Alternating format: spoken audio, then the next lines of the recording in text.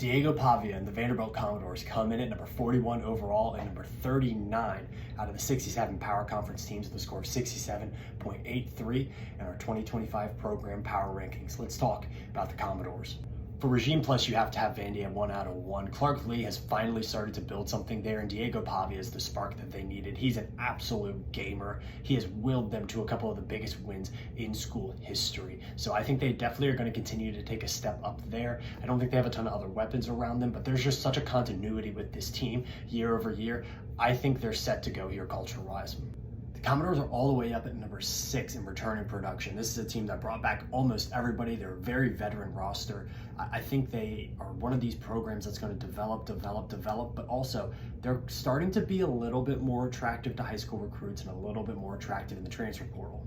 High school recruiting still has a ways to go for Vanderbilt, number 55 overall in the country, but the transfer portal is looking really good. Number 26 is where they come in. I think they've been a really attractive destination for players who feel like they have power conference ability and even SEC ability, but haven't been able to crack into the starting roster. So I think they're building up potential and talent in this roster. Does that create playable depth? I'm not sure if it does this year, but it very well could towards the end of this year, maybe even into next year. So they really seem to be setting up for the future in this strategy of how they're kind of, playing Moneyball and trying to get guys who might be buried on depth charts other places. 2024 adjusted EPA per play, Vanderbilt was all the way down at 65, which I don't think matched how good they were on the field. But this is a team that won a lot of games ugly. They ran the ball a lot, didn't have a ton of explosive plays. And I think they also had some not great performances, including that early season loss to Georgia State. So they play a lot of close games. They play kind of an ugly, old-fashioned style of football. This is not a metric that's going to love Vanderbilt, especially how much they struggled on defense in SEC games. So I think if they could clean things up defensively, they could increase here.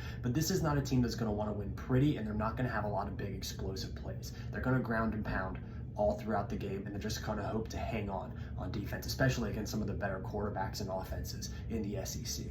The market has Vanderbilt all the way down number 51, and there's a lot of differing opinions on how Vanderbilt is going to perform this year based on which sports book you look at. Now, I think it's definitely a bowl team. They have a very, very difficult schedule though in the SEC. Now, don't get me wrong, the schedule could be a lot tougher for Vanderbilt. They're coming in number 123 in the country, number 1 being the easiest.